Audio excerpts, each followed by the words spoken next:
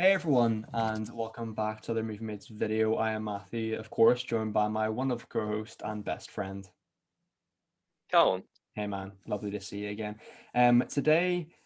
Today's review is of the fourth episode of Loki. So, as you've seen by the channel content recently, we're trying to catch up on the show, and finally we're back up to date with the most recent episode, the fourth one. So we're past the halfway point now, getting into the nitty gritty stuff of the show, and yeah. So I'll pass over to Cam to explain what's been going on in the show, what's been going on here, and the breakdown of what we're chatting about. So yeah, off to you, mate. So in previous episodes, of course, we've seen Loki become a part of the TVA in exchange to not be viciously murdered. So he's helping locate a Loki variant who we find out is a female variant named Sylvie. They go on an adventure together. Weird incesty romance ensues. And in this episode, we find out what Sylvie's beef with the Timekeepers is. Why she's opposed to the TVA. And some really interesting stuff happens. We will be talking full spoilers here, so uh, you know step away if you haven't Yeah, seen it, be because warned. there's this is by far the most spoilery episode. Like, it is big moment after big moment. Oh, it I don't have a definitely huge is. amount to say, but just in recognition of this is a big episode, and definitely my favorite of the season, and probably I think the best Marvel television episode, uh, you know, of all Yeah, I mean, time. I think it's definitely the best Disney Plus episode for sure. I would say arguably this is the Disney Plus episodes over the three shows so far that has the most going on. As you said, big reveal after big reveal.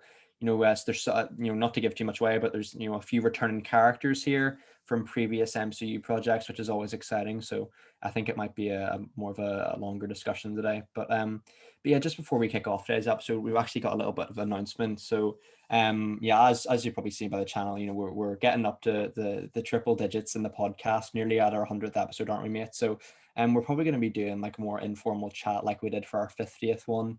Maybe like a Q&A or something, or anything. We're yet to sort of, we will probably iron out the details closer to the time, but yeah, we're working on that behind the scenes. So we are. So if you guys have any questions or anything like that, please be sure to leave them in the comment section down below. We'll always be there reacting to them or whatever. Any questions, suggestions, anything like that. Yeah, I know you can also email us at our email, obviously, moviematespodcast@gmail.com. It's in the description.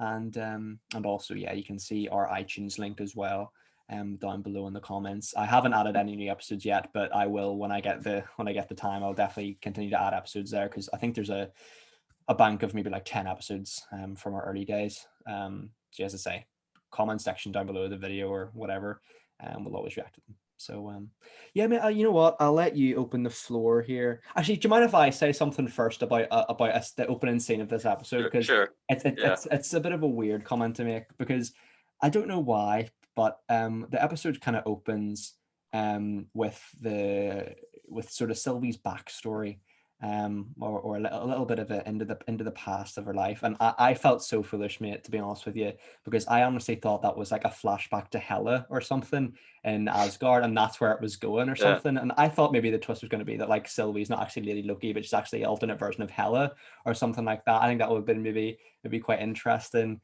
But I was so foolish there, mate. I was like, what am I doing? What am I thinking here? But nonetheless, like, I mean, they could do that, I suppose. I don't know, but yeah, that's what Yeah, I I thought mean, of like, opening scene. let's be honest, with certain things in the show that would make an equal amount of sense. As you said, we have seen the childhood backstory of Sylvie. We see her sort of violently taken by the Timekeepers for causing some undisclosed Nexus event. Mhm. And at this point, we don't have the confirmation at this point in the episode that the Timekeepers are in fact robots. So at this point, I was just thinking, whether they're lying or not, the TVA are villains. Yes, yeah, absolutely. And there is that sort of narrative here that there is it's been going on throughout the show, but there's this kind of underlying sort of unnerving presence around the TV. And it's definitely, as you said, the big reveal of the episode is that the timekeepers are robots or whatever. So we'll get into that later too. But yeah, I think there is room there to develop and what's going on. I think that the show will certainly answer some of the questions as to what's going on with Sylvie there and why she was abducted. But nonetheless, I thought it was actually a very smart opening. Like it set the pace off straight away. So yeah, it was great. And we've sort of been going back and forth on whether, you know, Sylvie is a sacred timeline variant, or how that's even possible. Based on her looks and demeanor and past, Yeah, or she was some multiversal version of Loki, from a undefined interpretation of the multiverse that hasn't been presented so far in this show. But this episode wants us, I think, to believe, especially with the way she looks as a child, the way she behaves, that she is a sacred timeline variant, and that the variation was that she was born female. And if that is their concrete explanation, I'm okay with that level of explanation thus far. But mm, if that is the case, once again, you know if you're saying that the variation is her conception, and instead of being born male, she was born female, because whether it was a different frost giant sperm or a different frost giant egg, yeah, in that instance, if it was different circumstances of conception, she's just a different child that was given his name. She's not a variant of Loki. yeah. If the variation is her conception, she's just his sister. He's trying to have sex with his sister. This episode makes me feel sick. And on that note as well, mate, we know that was our big talking point in the previous review of episode 3, and I'm sort of glad that the episode acknowledges that to a degree. It doesn't go outright, I would say, like in point and condemn it, but it does. Mobius does kind of make fun of the little romance or potential sort of attraction there. So he does. So at least there's, but which almost makes it stranger that there's still that the writers are aware of it, that they just still decided to include it, and doesn't it? It's a strange decision, but I still think I just hope they don't ruin it with just not explaining it. Like I feel like the core of the show is for it needs explaining. Do you know what I mean? It's quite a complex, especially with time travel, and those kind of things. It does lead to certain complications. Or whatever. Yeah, Am so I still with you here? Yeah, yeah, you were with me. perfect. No, my internet just went Yeah, out went yeah, out grand. briefly. Yeah, you're grand. But yeah, no, that's how I was feeling, mate. And I suppose on that note as well, with the timekeepers in this episode, you kind of get a good look at them before the big reveal is there. And it just strangely reminded me of the Guardians of Oa from Green Lantern. I Mm. just, I think the similarities, they're not so much visually, but just the whole idea, the concept around them. It just reminded me of that. Yeah, I mean, once again, this is Marvel misjudging what's a twist. Yeah, agreed. Well, specifically Disney Plus. I think some of the Marvel movies do it well. Uh, do they? I would say one Some, of the biggest twists in Marvel movie history is that Bucky killed uh Tony's parents, but they play that as a twist in Civil War, but it was made very obvious from Winter Soldier. So I still don't. I I think mean, the one for there me. there is the general rule that Kevin Feige keeps it simple, so his twists are always simple. But I think they can be simple but not obvious. But in Mhm. this instance, I didn't mind it because it's episode 4. It's not Yeah, like it was Ralph Boner episode 9. It yeah, was exactly. Yeah. a suspicion for a few episodes, confirmed episode 4, 2 more to go. Lots of time left to surprise us. So Mhm. I'm not upset, but I do love the look of the timekeepers. I think they looked incredible. Yeah, I absolutely agree, mate. I think the one this isn't necessarily a twist, of course, but I think the one MCU scene that sticks in my head there is the Spider-Man Homecoming reveal when Peter goes to Liz's for the prom, and ends up being the Vulture, Michael Keaton. I think that's a very smart idea there, because like no one really expected that from the marketing or anything like that. So I thought that was really good. Not necessarily a twist, I suppose. It's not necessarily a massive plot twist, but it's still a fantastic scene. With all the leaks that these movies get, I'm baffled that Yeah, that didn't get revealed. yeah, I know, mate. Like on the subject of Spidey films, like I see there was quite a few leaks yesterday regarding like all, it's the classic MCU thing where like the Lego sets spoil the movie, isn't it? It's happened so many Yeah, times. we see a few of them are inspired by Homecoming, inspired by Far From Home, Yeah. but all that we can really ascertain from that is there's a sequence in Doctor Strange, in Doctor Strange's sanctum, and there's a new Spider-Man suit. So what do we think of the new Spidey suit?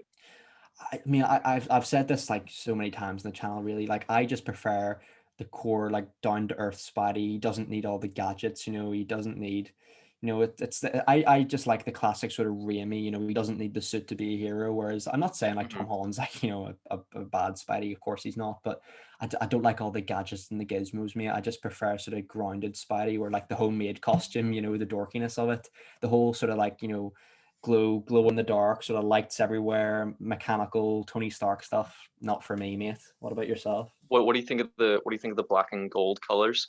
I think it looks visually, it looks great. It's just not Spider-Man for me. Yeah, I think if it was any other yeah, costume, it looks fantastic. I actually really like just the normal black and red one from the end of Far From Home. I think that was good.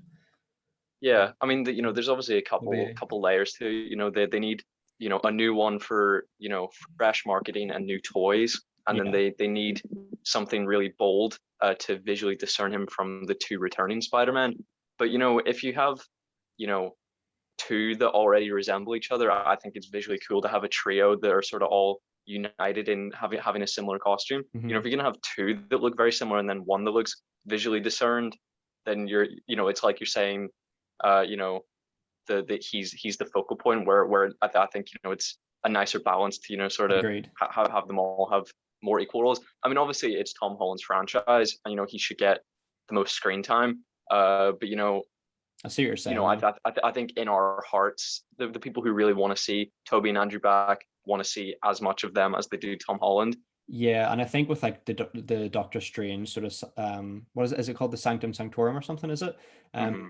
That that sort of marketing that must confirm some kind of multiverse or something like that. Surely, you'd hope so anyway. But if you guys want to hear our thoughts on that movie, I think we did a whole podcast about it a few months ago. Like all the leaks and stuff, all the Hmm. castings we talked about for like an hour or something. It was mad, but yeah, on the subject of MCU characters here, mate, there's one character who makes a return here who I didn't really expect, to be honest with you, mate. And that's of course Lady Sif.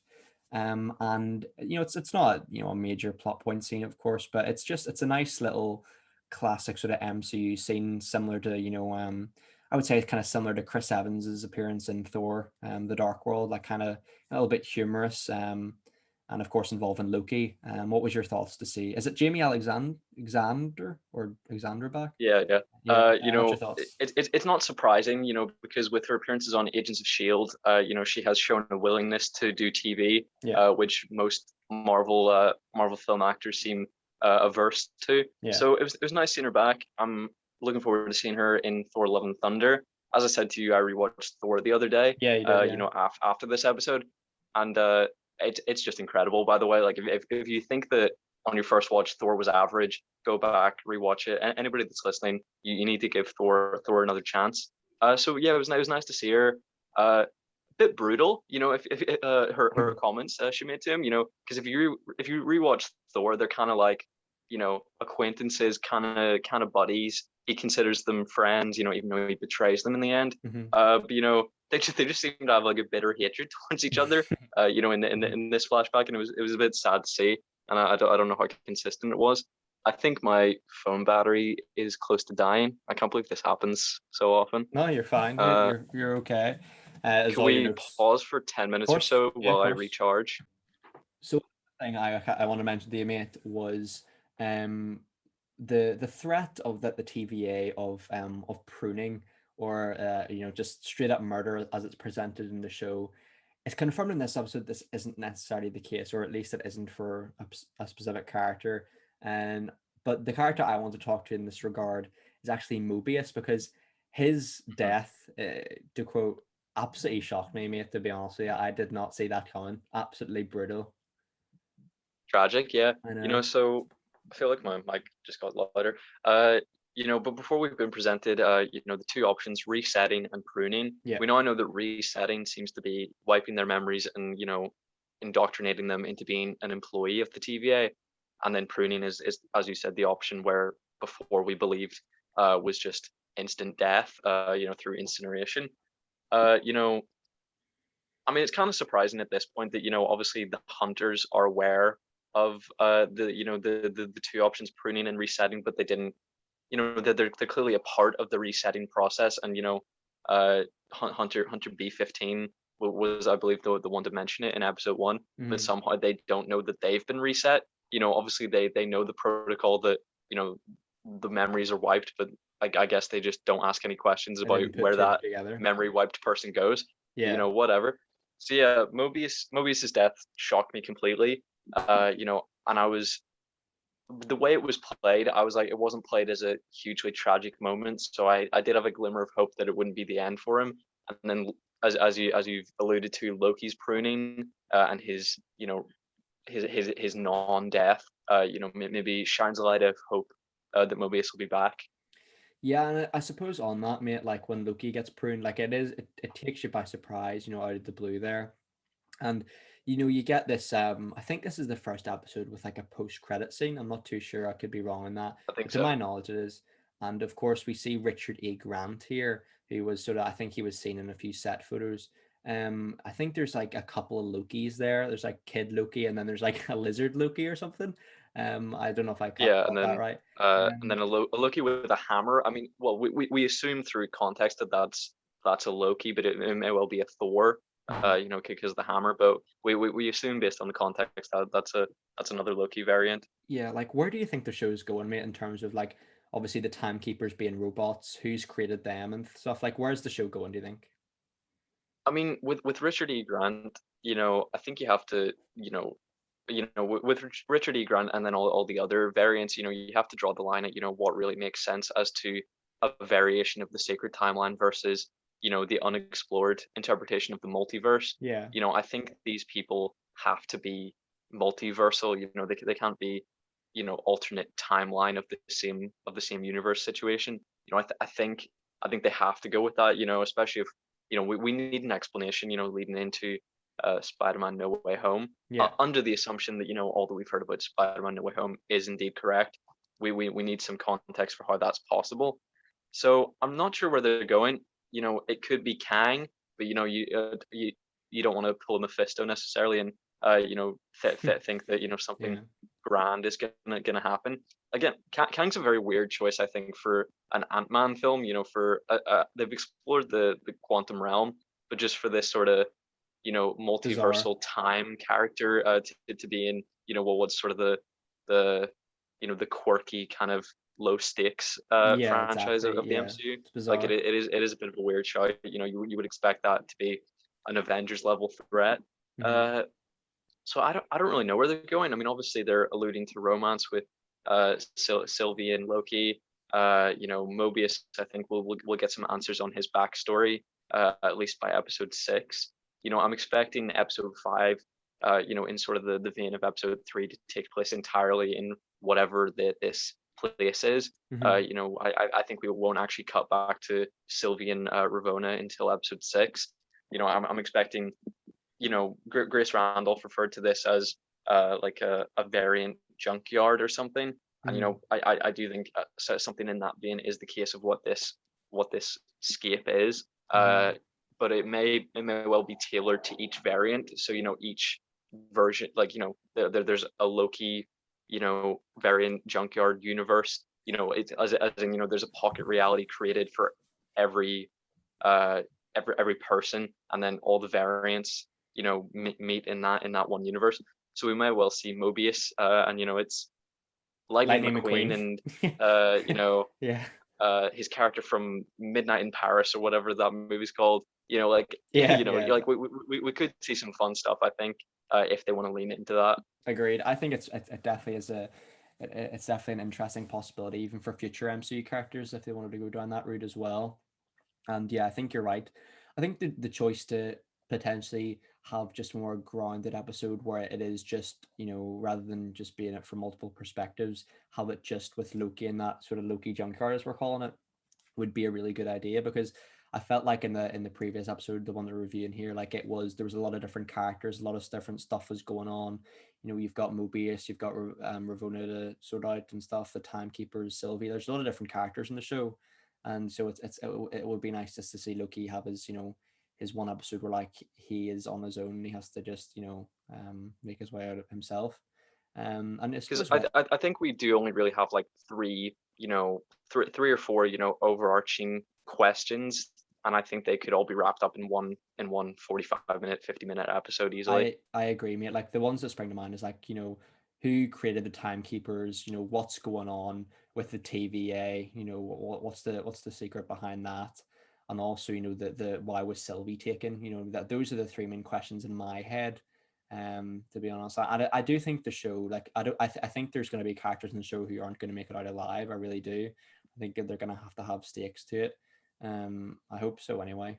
But yeah, with that in mind, mate, I don't have much else to say in the episode. Anything from you? My very final comment on the episode was Go just, for it. I was devastated when Mobius was pruned, but I was thrilled when Loki was, not because I disliked the character, but because I would have thrown up if he kissed Sylvie. Yeah, they did done the right thing there. It kind of reminded me of like Vision's death in WandaVision almost. Like it was very Yeah, similar. I saw a few like sort of definitely memes like that as visually. well. But yeah, I suppose, mate, if you're going to give it a rating out of 10, buddy, I think it'll be a favorable one for both of us. To be honest, I think it was our favorite so far. What would you give it? Yeah. I mean, obviously, our standard practice is comparing episodes to the other episodes. Yeah. So obviously that's an easy 10 because it's, the clearly, in my opinion, the best of the season, probably the best that we've seen from Disney Plus. Including, Marvel and Star Wars. I would say this is the strongest episode of anything Disney Plus has made. Hmm. Uh, but even in the context of comparing it to other premium television, I still think it's incredible. It answers so many questions that we've had, or I mean, not necessarily answers them, but teases them, asks some new Does it questions, and well. then Yeah. create some incredible seeds to be picked up in future episodes. So in comparison to the rest of television, especially premium streaming television, it remains incredible. But yeah, definitely in comparison to the rest of the episodes, strong 10. I mean, I'd have to agree with it with your consensus there. I think this is the big blockbuster episode. There's a lot of great action here, a lot of interesting little twists, and I actually think there's some good humor in there. Obviously, we mentioned Lady Sif as well, so it's great to have just an episode. I think this episode's biggest strength is it does so many different things so well. And like rather than just being like an episode where like it's a bottle episode and that's what it's characterized as, or this is a this is a travel episode. This is like a road trip episode where they're like in on this planet or whatever. Like this is an episode where like so much different things are going on, but it works really, really well. It balances a lot of different characters well, and it does what it should do, and it gets you excited for the next one. Yeah, that's the main thing for this. So, I mean, I'd have to give it a 10. I think it's the best episode, like you said, best episode of Loki, best episode of any Disney Plus show that I've seen. So yeah, great job from the Yeah, showrunner. I don't think either of us have perused High School Musical, the musical, No, the series. maybe I got one about day. 4 minutes in, and I don't think it's for me. Yeah. Well, that being said, mate, that wraps up another Loki review. So thanks very much for today. And Thank you. as we said at the start of the episode, please be sure to leave your comments down below for any questions you may have for our 100th episode of the podcast, and stay tuned for our reviews of later Loki episodes as well, which you can find in our Loki playlist too. So yeah, hope you guys are all well. Hope your family and friends are all safe and well too. And yeah, take care everyone, and see you later. Bye bye.